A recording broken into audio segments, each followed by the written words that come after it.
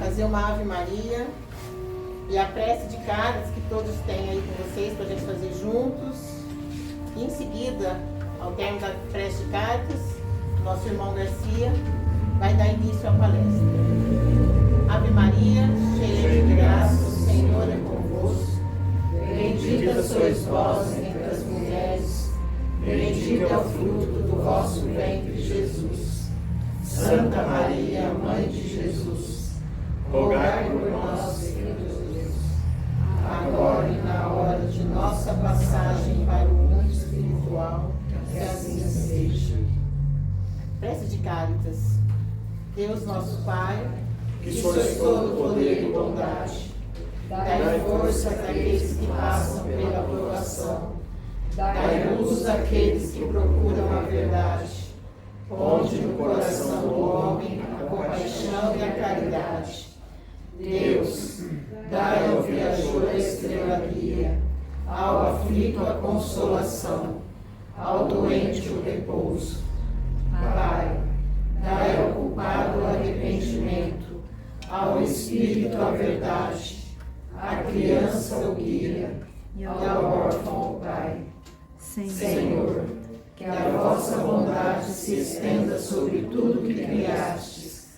Piedade, Senhor, para aqueles que vós não conhecem. Esperança para aqueles que sofrem.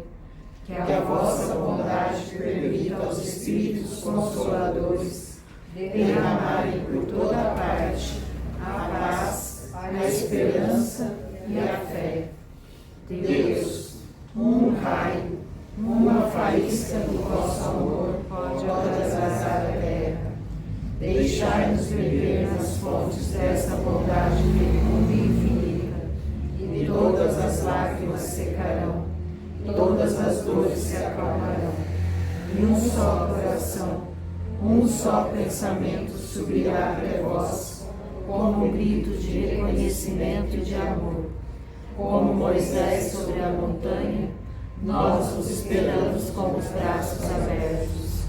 Ó bondade, ó beleza, ó perfeição, que queremos de alguma sorte vencer a nossa misericórdia. Deus, dai-nos a força para ajudar o progresso, a fim de subirmos até vós.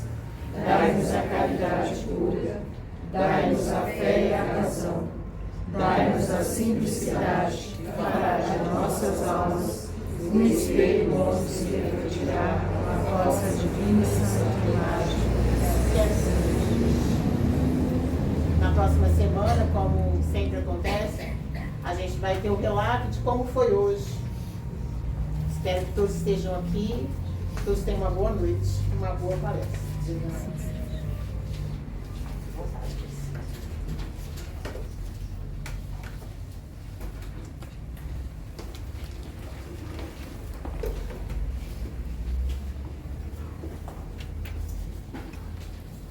Boa noite a todos. Boa noite. Primeiramente, agradecer a direção da casa pelo convite. Me honra muito, entendeu? Boa noite, seja bem-vindo. E quando sempre convidado a falar a respeito de algum tema, é complicado porque são muitas situações que a gente vive no dia a dia. E trazer situações do Evangelho, do Livro dos Espíritos, ao nosso cotidiano não é uma tarefa fácil, tá? Mas nós pensamos em mundos, em termos atuais, perdão, nas influências que nós sofremos, e refletir a respeito de uma questão muito importante do Livro dos Espíritos, né? Num tema chamado Influência Oculta dos Espíritos em Nossos Pensamentos e Ações. Uma coisa aparentemente simples, mas muito complexa em função do nosso primitivismo ainda, né? Em lidar com determinadas situações. Esse tema está no capítulo 9 do livro 2 do Livro dos Espíritos, que é a intervenção dos espíritos no mundo corporal. E é uma questão fundamental para isso. Se a gente considerar que nós sofremos influência no nosso dia a dia constantemente, através de ambiente, né? Ambiente físico, isso é uma prova constante, porque na casa nossa, que nós frequentamos lá há muitos anos, Marlês que lembra, as cores eram muito pesadas. aquele verdão escuro, aquele azulão escuro, né? Aquelas luzinhas, lusco-fusco, que falavam antigamente, termo novo, né? Lusco-fusco, que muito escurecia o ambiente. Aquilo dava uma impressão de ambiente assim místico, mágico, esquisito, né? Pesado. E em 2004, quando nós assumimos a presidência da entidade, conversando com o pessoal, nós trabalhamos nessa questão do ambiente físico, ou seja, trazer cores mais claras para descaracterizar esse tipo de situação. É uma influência, porque a partir desse momento nós notamos um entendimento melhor das pessoas em função dessa mudança, simplesmente uma mudança visual, tá? Então o ambiente físico ele também exerce uma influência nossa. O ambiente social é a mesma coisa. Quando nós saímos da nossa casa, do ambiente da nossa família, nós recebemos um tipo de influência na convivência com os nossos familiares, porque somos todos unidos, com muitos problemas, trocando ideias, assim por diante. É uma receptividade, né? É uma situação. Da nossa porta de casa para fora, nós vamos colher uma sociedade totalmente conflitante, né? E isso que é interessante do aprendizado. Nós precisamos desse embate junto com as pessoas. Então, é também um tipo de influência que a gente recebe. Tudo isso, aliado também à questão da cultura, é um fator decisivo na formação das nossas opiniões e na nossa mudança comportamental. Isso é um fato inconteste, né? Porque valores, crenças, normas sociais estabelecem um padrão de comportamento que é transmitido de geração para geração. Hoje em dia, por exemplo, nos estudinhos que a gente faz, quando eu comecei a fazer estudo a respeito da doutrina lá, a gente pegava muitas pessoas que não entendiam quase nada da doutrina. A linguagem era uma. No sentido de que passar uma ideia básica e elementar de que, primeiramente, a doutrina não forma médiuns, né? É uma novidade para as pessoas, né? A doutrina apenas ensina como você trabalhar de uma certa maneira aquilo que você já tem como sensibilidade, que nós chamamos de médiuns, tá? A maioria de nós tem sensibilidade, mas como Kardec bem coloca, alguns poucos apenas, eles são definidos, ostensivos, não são todos, né? Mas de uma certa forma, influência espiritual, sensibilidade, percepção apurada, menos ou mais, cada um de nós tem. Os médiuns especificamente, eles têm um quezinho a mais, um detalhezinho a mais que permite essa conexão de várias formas com outra dimensão, tá? Então essa questão da cultura modificou muito o padrão de comportamento da casa no ensinamento. Hoje a gente conversa com pessoas, se você bobear, eles estão ensinando a gente, ao invés de a gente ensinar eles, né? Nem é eterno ensinar, né? Eles têm mais informação do que nós. Porque as informações que a gente tem hoje são muitas, diferentemente do passado, né? A geração nova aqui não vai saber disso, mas nós somos do tempo antes da internet e estamos convivendo com a internet. Isso traz para nós um certo respaldo em determinado sentido. Apesar que a idade também é difícil acompanhar a juventude hoje com relação à parte de informação, mas dá uma visão muito ampla para nós, né? E você tem muita informação hoje, né? A gente não vai discutir hoje em dia, nem é a questão que vai levantar, mas o problema de você ter muita informação a gente percebe que ela é muito superficial. A abordagem apenas em temas específicos, quando você aprofunda em algum sentido, você nota a fragilidade, porque é muita informação na cabeça das pessoas, e para elas processarem, fica difícil, né, acompanhar algumas situações. Então a questão cultural, ela influencia muito, tá? E aí a gente vai falar também da influência das redes sociais. Por que eu estou dizendo isso? Porque na verdade existe uma questão 459 que os espíritos influenciam nos nossos pensamentos. Para a gente abordar isso antes, a gente tem que perceber também que existe uma influência do mundo como o nosso atuando em cima da gente. Se a gente sair desse portão para fora, levantar amanhã cedo, a gente é bombardeado por informações de vários matizes, várias situações, entendeu? Para que a gente possa formar assim, uma ideia e trabalhar essa ideia durante o dia de amanhã, depois assim por diante. E a gente está percebendo que a internet, ela realmente, como tudo na vida tem um lado bom, também tem um lado ruim, né? A gente percebe que as redes sociais em particular têm um impacto crescente no comportamento humano. A constante exposição a diferentes estilos de vida, opiniões e comportamentos, gera comparações, pressões sociais e até mesmo mudança de valores e prioridades das pessoas. Alguns indivíduos, porém, são mais suscetíveis, né, à influência que outros, seja por fatores como baixa autoestima ou desejo de aceitação social. Aí já é uma questão emocional, né? A gente percebe, não estamos falando ainda da questão de ordem espiritual, mas uma questão humana, né, encarnado para encarnado, comportamental. A gente sai por aí e nós temos que adotar posturas diferentes, divergentes, em cada situação que a gente vive, né? O ideal é nós sermos um só em qualquer circunstância. Eu trabalho na casa espírita, na minha residência, na minha família, no meu meio religioso, entendeu? Ou na sociedade. Um só. É um comportamento único, baseado em quê? Em cima de valores e princípios que são inegociáveis. E muitas vezes a gente percebe que há uma necessidade para você se adequar, se ajustar a um mundo de conveniências que tem lá fora. Não é o correto.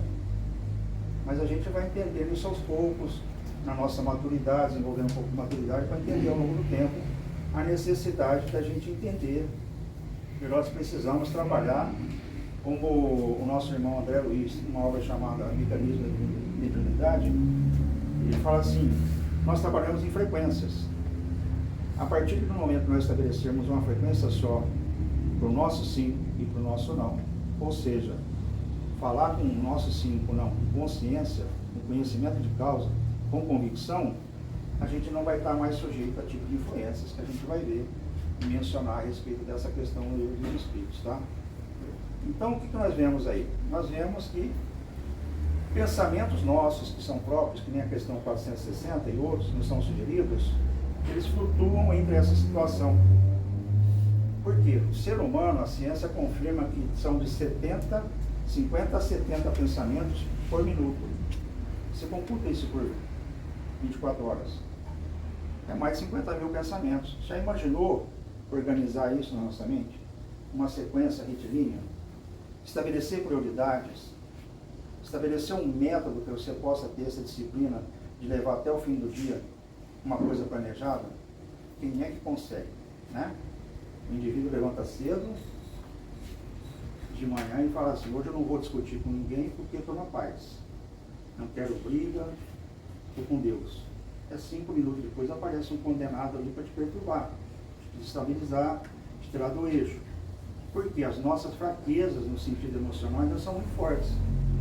Nós trabalhamos ainda com o nosso personalismo, com o nosso ego, com a nossa vaidade a nível hard, né?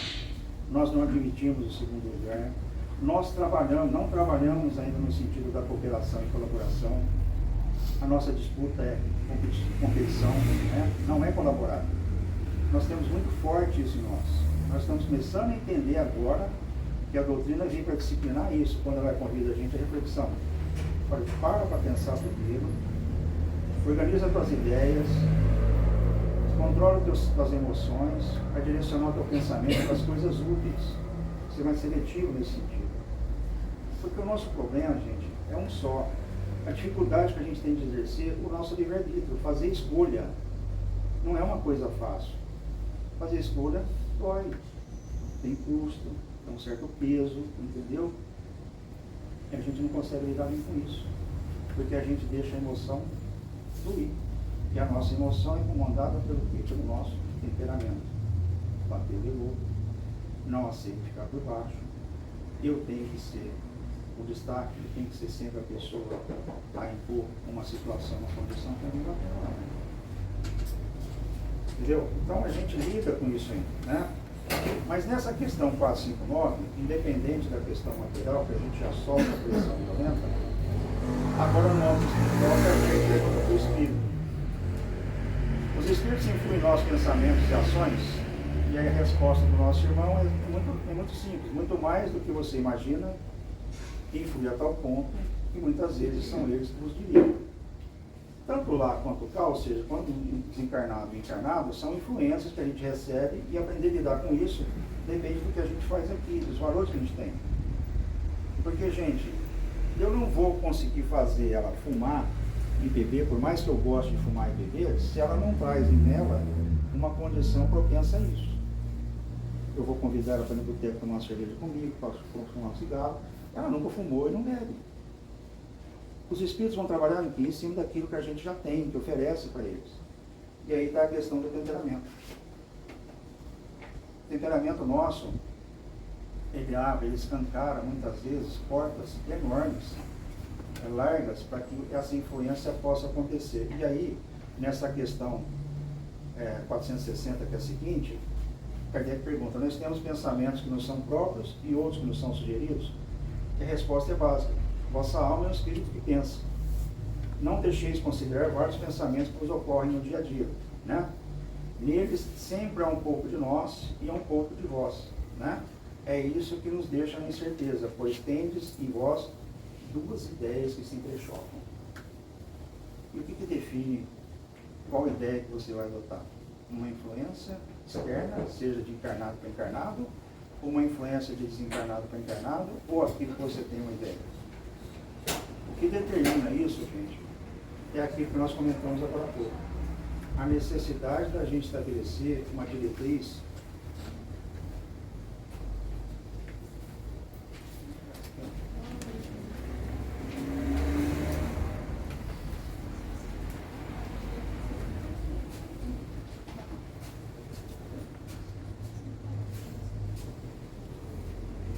por gentileza, só. Em todo lugar. Obrigada. Nada.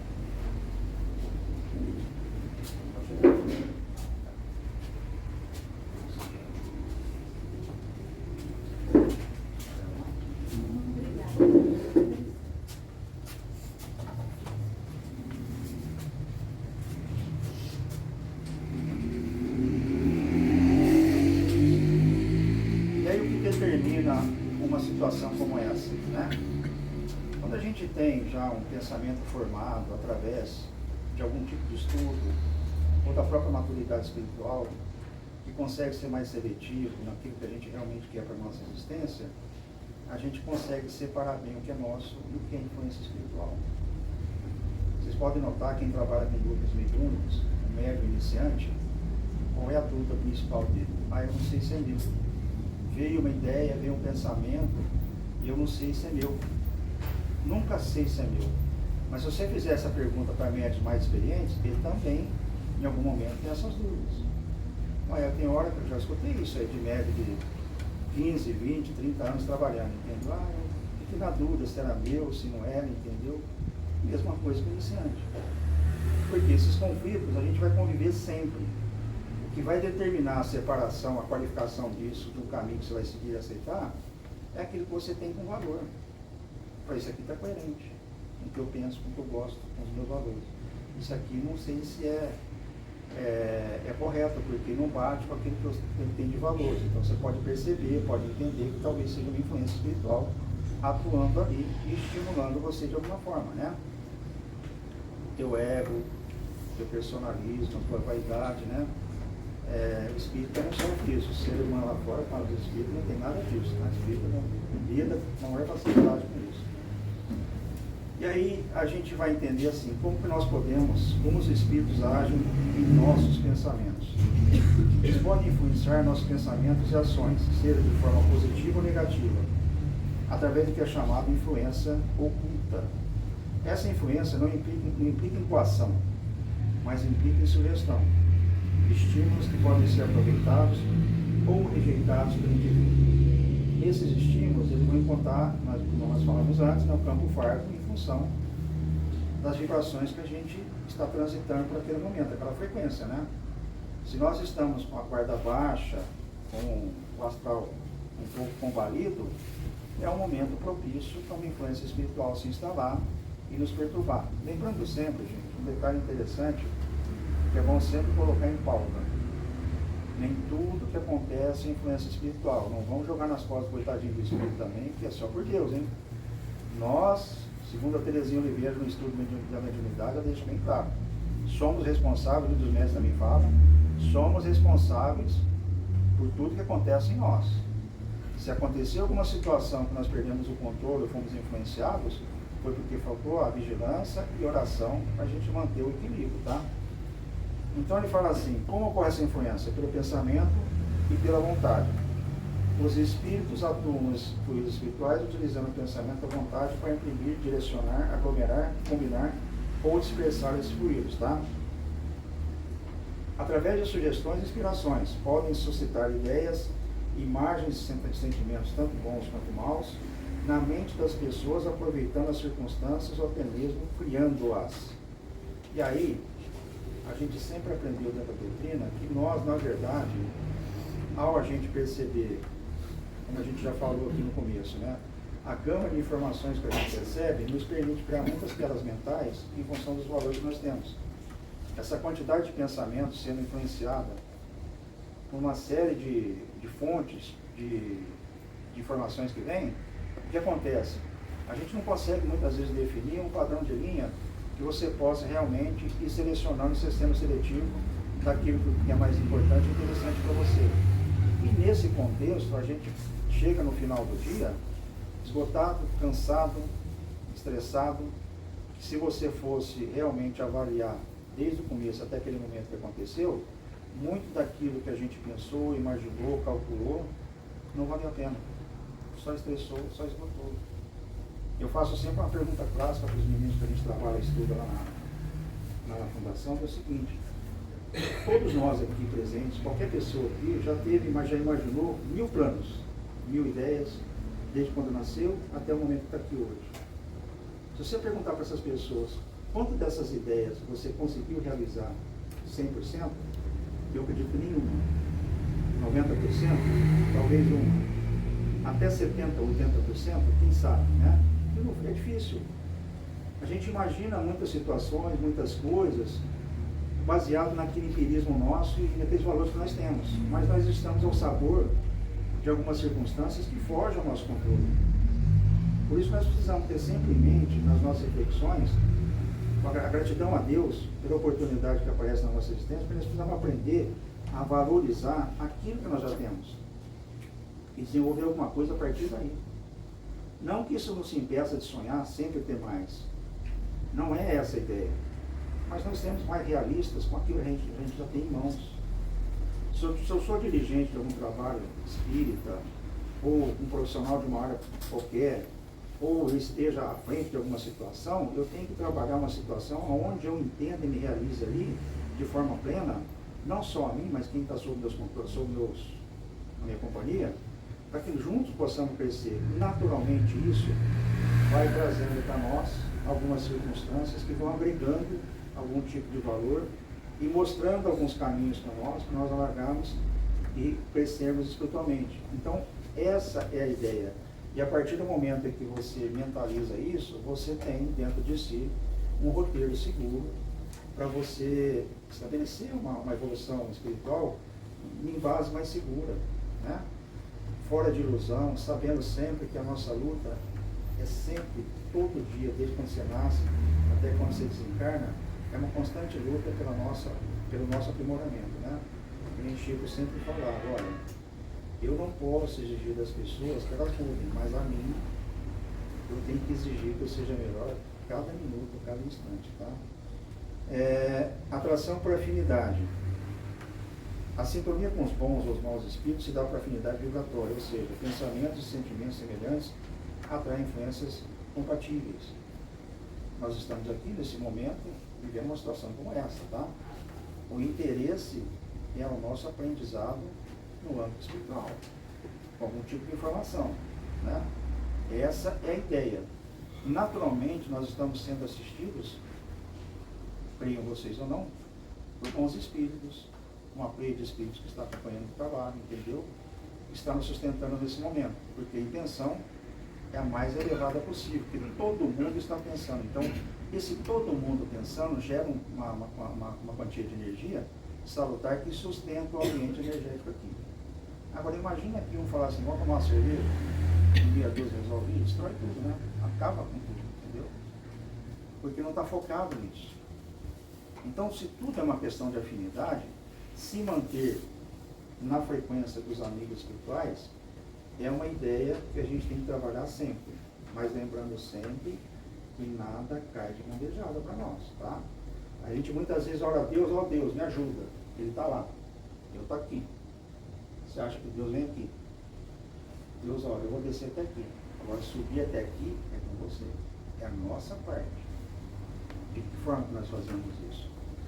Aprendendo, entendendo e estudando as leis que regem a vida para a gente poder ter um comportamento mais alinhado com o equilíbrio, com a serenidade, com os valores que realmente interessam para o espírito, combatendo o nosso ego, a nossa vaidade, o nosso personalismo, que ainda são resquícios do nosso orgulho, né?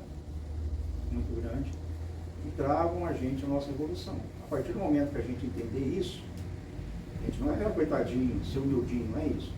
Mas a gente tem que entender a nossa necessidade de trabalhar isso para poder liberar as barreiras que impedem a gente de evoluir, tá?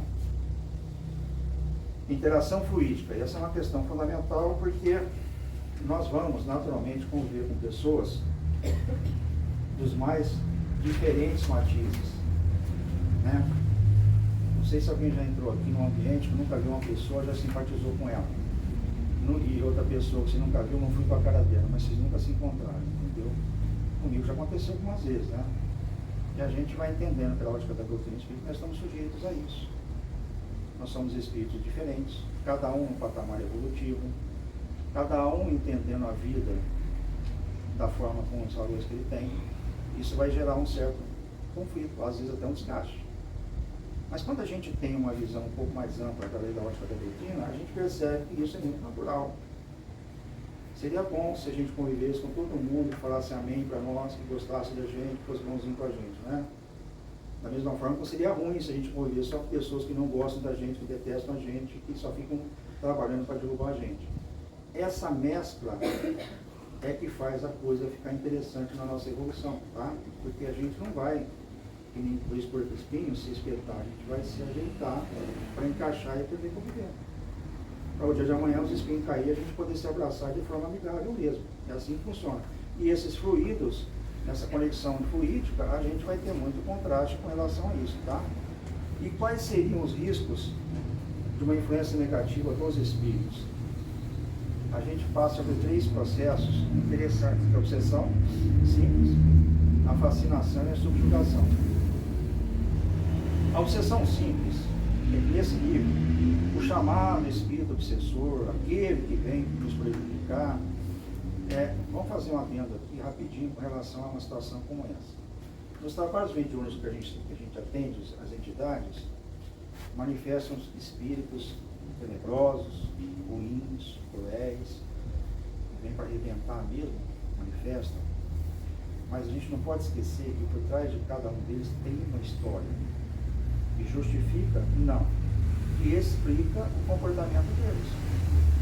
É a mesma coisa eu pegar uma pessoa, um conhecido meu, que eu conheço de muitos anos, que de repente passa de agir de uma maneira esquisita e diferente. Eu vou ter condescendência com ele porque eu conheço. Fulano não é assim. Por exemplo, o Valdemar não é assim. O que será que está acontecendo com ele? Só esses que será que está acontecendo com ele, eu já estou dando o benefício da dúvida. Porque ele nunca foi assim. Agora eu recebo um espírito, que eu não sei quem que é, e manifesta com uma raiva, com um ódio. Estou falando que são todos, tá? Muitas vezes acontece isso. Eu já vou trabalhar e assim, sai desse corpo que pertence, cai fora daqui, os irmãos vieram te levar, coisa e tal. Já não existe mais isso. Nós temos que trabalhar o diálogo para poder esse espírito entender e se desligar do obsessor de maneira pacífica. Despertar nele a consciência de que o que ele está fazendo não é correto mais, já passou. Então você tira ele de uma determinada tela mental para que a espiritualidade possa vir e trabalhar uma outra situação com ele, tá? É só isso. Não adianta eu ficar ameaçando, debatendo, brigando com essa entidade, porque ele não veio para isso. Ele veio para receber o contraponto disso. Senão eu vou descer no mesmo nível. Já viu aquele negócio quando um quer dois não briga? É mais ou menos isso. Você tem que quebrar esse paradigma dele, né? Ele precisa disso. E aí você vai na questão da obsessão simples, então você vai pegar, ele vai perturbar a pessoa. Todos nós, de uma certa forma, em algum momento da nossa existência, sentimos esse tipo de obsessão da forma mais simples. É uma ideiazinha que passa, e de repente, se você não perceber, você continua pensando nela, e de repente passou um tempo, você continua pensando nela, e aí que é o risco, né? Quando é uma coisa passageira vem e você consegue existir e direcionar o seu pensamento, por isso que é interessante a gente, quando passa essas ideias na cabeça, dá uma chacoalhada, vai fazer uma outra coisinha, vai trabalhar, vai varrer um quintal, né? Vai carregar um terreno, vai lavar uma casa, uma coisa e tal, para você distrair e desfocar. Porque isso é normal acontecer, gente. A gente convive.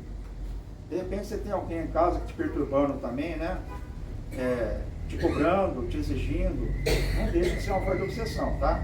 Aí você pode aceitar essa influência ou não. Então você pega o submete e faz, fica quietinho, ou você vai fazer outra coisa, entendeu? O problema não é esse processo, que é comum, pode acontecer, né? Poucas pessoas conseguem, de uma certa forma, resistir a isso. É a fascinação. Que é onde o espírito exerce uma influência mais profunda, levando a pessoa a acreditar em ideias falsas ou fantasias como verdades. O obsidiado pode se tornar fanático por certas ideias, ignorando a razão e a lógica, e pode defender cegamente as opiniões do obsessor. Isso é o risco que a gente corre. Nós já pegamos situações na casa, dessa hora que foi difícil trabalhar. Por quê? O trabalhador acreditava piamente em um determinado comportamento que você via que não era alinhado com aquilo que era a diretriz do trabalho, né? E você fazer a pessoa entender é o problema, é a dificuldade. Porque uma vez que uma ideia se instala, você tirar ela, você precisa ter um contraponto, um argumento muito forte. E a gente tem que trabalhar em cima do conhecimento doutrinário para poder explicar a pessoa que aquilo ali não compete, não bate com aquilo que aprendeu, né? E a gente vê muito isso aí na nossa casa. Acontece isso de vez em quando, com pessoas que, puxa vida, a pessoa não entendeu ainda o processo, e pode ser um processo de fascinação. Ela pode se deixar envolver e acreditar num processo miraculoso, espetacular, né? Porque tem gente ainda, em muitas casas espíritas, que acreditam que o fenômeno espírita é espírita. A mediunidade é espírita. A mediunidade não é da doutrina espírita. O médium, ele é médium em qualquer circunstância. Sendo ateu, evangélico, espírita, judeu, islâmico, adepto do Islã, entendeu? Pode ter vários segmentos, porque a mediunidade é uma coisa orgânica. E pode afetar a pessoa se ela não trabalhar da maneira adequada ou não. Você vai falar, por exemplo, o médium não trabalha, ele pode ser prejudicado? Depende. E se ele, por exemplo, tem a família doente, a pessoa doente em casa que ele tem que cuidar, é médium e não pode trabalhar mediunidade? Ele está sendo impedido. Ou ele tem um trabalho que ele faz e o horário dele não permite exercitar essa mediunidade. Mas se ele faz uma atividade de benevolência na casa, ajuda de alguma forma, ele não está fazendo bem? Ele não está canalizando algum tipo de energia em favor de alguém? Entendeu? Então isso é muito relativo. A gente adota muitas coisas com verdade, com crenças que já não existem mais, que a gente não deve ficar batendo em cima disso, porque não é absoluto mais isso. É relativo. Relativo ao ponto que se a pessoa tem mediunidade, tem um interesse de trabalhar, mas não consegue, é uma coisa. Agora, a pessoa tem mediunidade e ela tem um capricho, uma coisa banal, não queira trabalhar, é uma situação diferente. Porque, gente, existe uma obra chamada Mediunidade Apostolado, onde João Fernandes, ele deixa bem claro, todo médium que veio nessa encarnação, ele já traz em si o seu resgate, as dificuldades do passado, por ter falido no exercício da mediunidade no passado, nas outras encarnações. Essa, talvez, é a maior oportunidade que ele tem de fazer da maneira correta. E ele deixa de trabalhar a mediunidade, porque a mediunidade vai ser exercitada na hora da novela, na hora do jogo de bola, numa hora que ele tem que fazer um lazer. Ele não sabe renunciar, né? E aí é uma consequência. Tudo na vida que você não faz tem um custo, tem um peso, tá? E aí vem o pior deles, a subjugação, que é o grau mais grave da obsessão, onde o espírito obsessor domina completamente a vontade da pessoa. O obsediado pode agir contra a sua própria vontade, realizando ações que não desejaria sob o controle do espírito. Em resumo, a obsessão simples é um incômodo inicial. Se você não tomar cuidado, vira uma fascinação. E essa fascinação, se você não tomar cuidado, a gente vai ter um processo de subjugação, ou seja, o espírito não vai chegar e tomar corpo do corpo do indivíduo. A influência é mental, a tal ponto que essa influência mental vai atuar em regiões do cérebro que vai produzir algum tipo de estrago, algum tipo de lesão emocional, mental mais profunda. Nós trabalhamos, o caso mais impactante que nós trabalhamos lá na casa foi de um menino, uma subjugação intensa, tremenda, que para ele chegar daquele portão até aqui, ele demorou 40 minutos, arrastando, porque a influência da subjugação era tão intensa nele, que ele não conseguia ter os movimentos, a coordenação motora dele normal mais. E foi um trabalho, assim, do ponto de vista mediúnico, maravilhoso, mas impactante pela intensidade que era, né? Então, se a gente tomar cuidado, se a gente fizer aquilo que Jesus recomendou, sempre recomenda, ora e vigia, você vai, evidentemente, você não vai conseguir fazer isso 24 horas por dia, mas se você mantiver e transformar isso de um ato constante, você desenvolve-se dentro de uma frequência onde você fica mais isento dessas influências, ou essas influências não têm tanto impacto mais. Porque nós estamos numa sequência frequencial, gente, nesse padrão. A gente tem mais facilidade de conexão com os irmãozinhos infelizes do que qualquer outra coisa. Se nós melhorarmos nosso padrão frequencial através da nossa reforma interior, das nossas reflexões, a gente eleva o nosso padrão vibratório. Para aquela influência ter efeito, ele tem que trabalhar. E trabalhando aquilo, ele melhora junto com a gente. Mas a gente se descer, a gente encontra de novo ali. É isso que nós temos que trabalhar, conscientizar que a nossa reforma interior, através da reflexão daquilo que a gente faz no nosso dia a dia, todos os dias, nos ajuda a elevar o padrão frequencial. A gente sempre brigou na casa pelo seguinte, gente, vocês vêm aqui, estudam, assistem palestras, ouvem conceitos de elevação espiritual belíssimos. Qual que é a dificuldade que tem? É pôr em prática, né? Isso é, teoria é uma maravilha. Aqui todo mundo é bonzinho, sai na rua que você vê. Daqui para fora, na família, coisa e tal, bicho pega. O que custa você começar a refletir sobre isso e tentar aplicar, que não é fácil, né? Não é simples, é difícil para nós, modificar um pouquinho no teu dia a dia, na convivência com as pessoas, no teu trabalho. Você vai voltar outro médium para o trabalho seguinte. E voltando outro médium para o trabalho seguinte, a espiritualidade que assiste esse trabalho passa a exercer um amparo maior, uma assistência maior a você e qualificar melhor o teu trabalho. Senão você fica naquele diapasão, que bate no quadro ali, não sai daquilo, né? E de repente amanhã você está sendo envolvido sem perceber. Tá? Então, gente, finalizando, para a gente poder entender melhor como lidar com essa influência, é o autoconhecimento, né? Conhecendo a si mesmo, o que você pensa, quais são os seus sentimentos, ditando o seu padrão de comportamento, que é fundamental para distinguir fundamentalmente uma coisa, que é teu e tua influência, seja encarnado ou desencarnado, tá? Vigilância mental, ou seja, se Jesus pediu para orar e vigiar, entenda isso. Não vai ficar um carola, não é isso. Mas em toda situação, no dia a dia teu, vigiar através da oração, para que você possa saber, na hora que você for decidir alguma coisa, qual o melhor caminho para você seguir. O fortalecimento moral, porque as influências no sentido de derrubar a gente para poder baixar a nossa vibração, elas são muitas. E resistir a isso é a nossa luta, tá? Não é fácil, mas é o fiel da balança que muitas vezes vai determinar alguma situação. É difícil, é complicado você resistir a algum tipo de tentação, né? Que nem o diabético, né? Aqueles dois que passam na frente, a tentação é muito grande. Mais ou menos por aí, entendeu? Várias situações passam para nós. São situações que a gente adora, que a gente gosta, né? Eu, quando migrei da Igreja Católica do Espiritismo,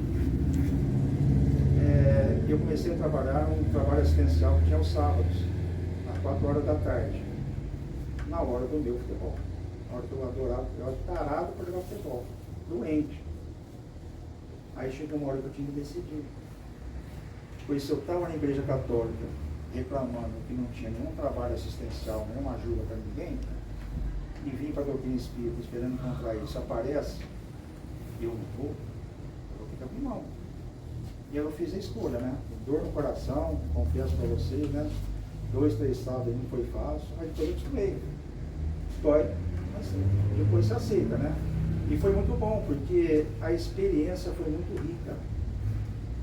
Gente, você não imagina o que é conviver com pessoas carentes de tudo, aonde o vale tudo é a lei da vida para eles. E a gente aprender a conviver com essas pessoas é um aprendizado enorme. Durante muitos anos nós fizemos isso, e eu acredito que a gente amadurece e amadurece muito isso aí, tá? Resistência e livre-arbítrio, né? Saber resistir e saber escolher. E quando a gente tiver dificuldade, nada impede, como bom espírita, pedir ajuda. Pedir ajuda, pede ajuda a Deus, pede ajuda a alguma casa, pede ajuda a algum amigo, entendeu? Para que você possa, quando você abrir o coração, talvez através daquela situação onde você pediu ajuda, essa ajuda vem. Através de uma orientação, de um esclarecimento, né? De um norte, de um caminho, né? Mas não deixa de pedir ajuda não, porque sozinho a gente não chega a lugar nenhum, tá bom? Basicamente era isso que a gente tinha que passar para vocês, né? É um aprendizado de vida que a gente teve também, para poder detectar e saber os nossos defeitos, as nossas dificuldades e trabalhar essas situações aí. Não é uma coisa simples. Quem está na doutrina sabe como é que é difícil, porque a partir do momento que você se ilumina, começa a entender, começa a enxergar as coisas que realmente são a realidade da vida, que a doutrina espírita não passa a mão na cabeça de ninguém, ela só convida, é isso. O que é teu, o que é do outro, o que é teu está guardado, se você fizer isso, é lei de livre-arbítrio, lei de causa e efeito, plantou pode, assim por diante, não é outro, você vai entendendo a responsabilidade que você tem. Então, quando um compromisso cai na tua mão de mudança, a gente não pode esquecer que é nosso, que é meu.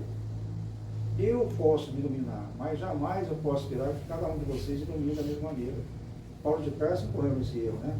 Nossa, caiu lá na estrada para Damasco, Jesus apareceu para ele, convidou, ele reformou, coisa e tal, já queria sair pregando para todo mundo, achando que ia converter todo mundo, para matar ele. Porque nem todo mundo está preparado para isso. A gente tem que aprender a conviver com isso. A transformação de cada um é conforme o nível de evolução de cada um. O que é bom para mim, de repente, naquele momento, não é bom para o outro. Certinho, gente? Muito obrigado pela atenção. Que Jesus realmente nos abençoe e nos fortaleça nas nossas intenções de mudança do nosso próprio bem. Tá bom?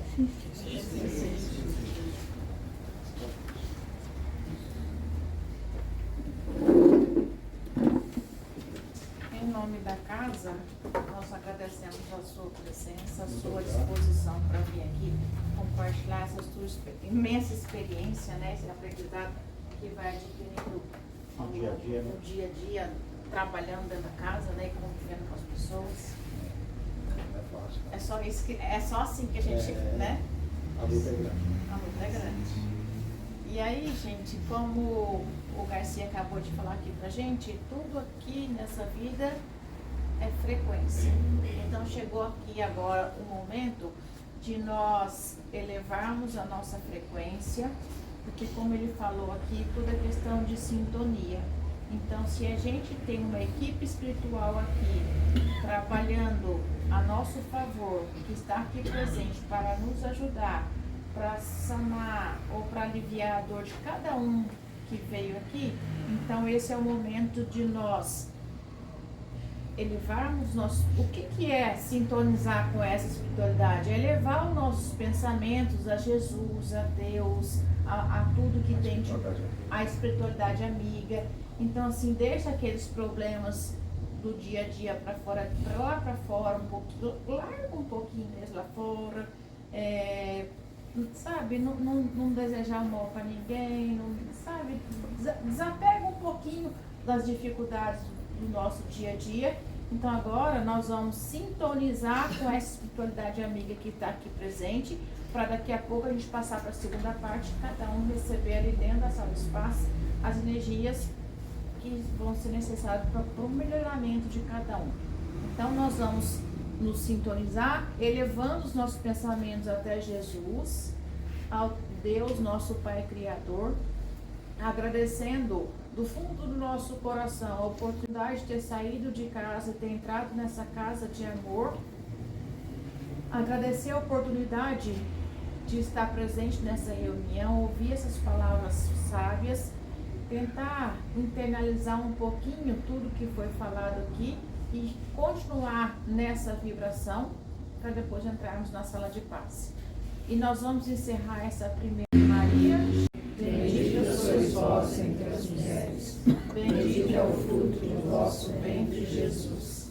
Santa Maria, Mãe de Jesus, rogai por nós, filhos de Deus, agora e na hora de nossa passagem para o mundo espiritual, que assim seja.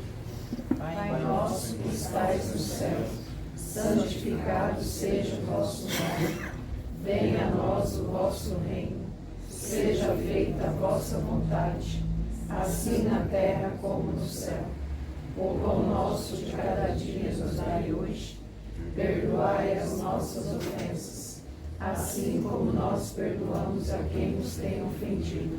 E não nos deixeis cair em tentação, mas livrai-nos, Senhor, de todos os males, que assim seja.